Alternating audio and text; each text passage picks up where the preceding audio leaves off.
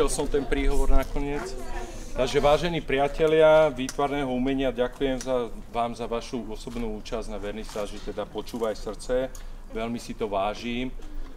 V prvom rade by som chcel poďakovať teda Slovenskej akadémie vied, tu konkrétne pani riaditeľke, za to, že si ma nejako adoptovala týmto priestorom moju tvorbu. Potom by som chcel poďakovať Fidlikantom, potom by som chcel poďakovať občianskému združeniu Tuzme a občianskému združeniu Hendiku, ktoré sa nejakým spôsobom na tomto podielajú.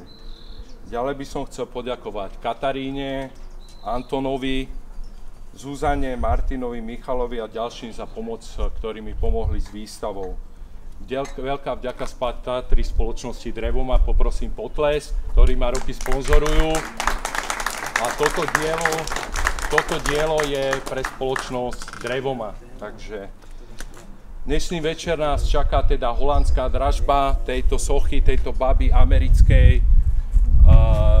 Výťažok, ešte neviem, na čo poputuje, ale to, keby ste chcel niekto vedieť, čo je to, bude to holandskou dražbou, to znamená, že budeme dražiť smerom dole. Rozumiete? Som žijúci autor, môžem si to dovoliť.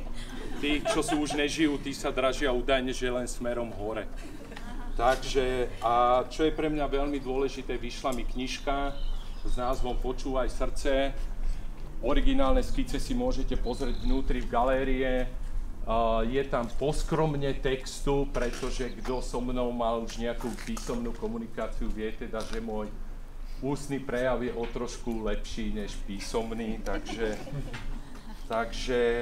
výťažok z Tuzme je to dobrovoľný príspevok, teda Počúvaj srdce je to dobrovoľný príspevok a bude venovaný na časozberný dokument, ktorý sa volá Robí z dreva, dušu má z blata, pretože 7 rokov sa nám nepodarilo nájsť finančné prostriedky na to, nejako to spôsobom natočiť, pretože im to pripadá byť málo dramatické, alebo tragické, alebo podobné, takže mi to lekári zatrhli takýto dokument, poviem to na rovinu.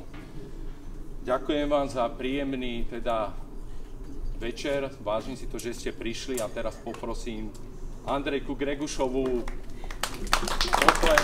Nemáme tie piliny. On tak schováva tie piliny, tak som sa bála, že tu ani nebudú. Som sa bál, mal som pozametaný materiál.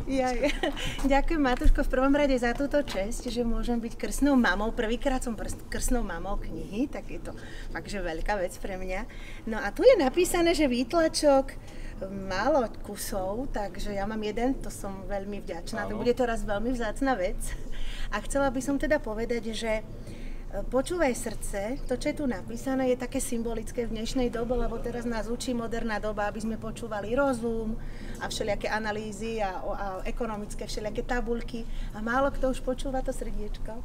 A možno keby sme viac počúvali srdce, tak nie je na svete toľko ostudy. Však. Určite. Tak ja ti želám k tejto krásnej knižke, k výstave do tvojej tvorby veľa úspechov, trpezlivosti, veľa inšpirácie, aby si vydržal všetky nástrahy, ktoré sa ti do cesty dostanú, a aby si v každom tom kúse dreva vedel nájsť tú najkrajšiu sochu, pretože to si ja pamätám navždy od teba, že ty nerobíš sochy, ale ty hľadaš v tom dreve, že to si socha v dreve a to je nádherné. Tak želám ti, aby sa ti to darilo stále lepšie a lepšie. No a nám ostatným želám, aby sme ho počúvali, to, čo nám tu káže, aby sme skúsili trošku viac aj realizovať. Takže ideme na to? Ideme na to.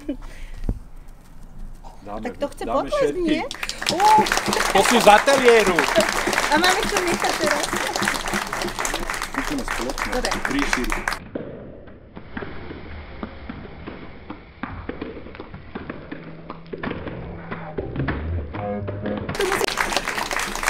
To je horšie ako moja torta s toľkými sviečkami. Dobre, túto odložíme. Ďakujem. A nech sa dá.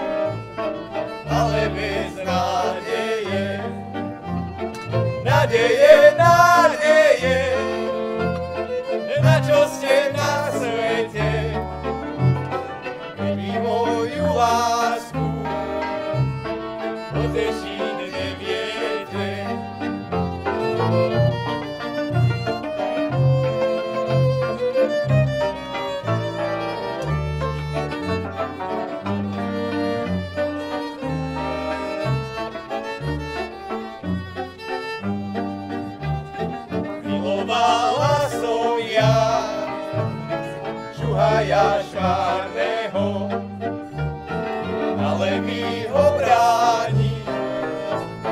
Mrkava ti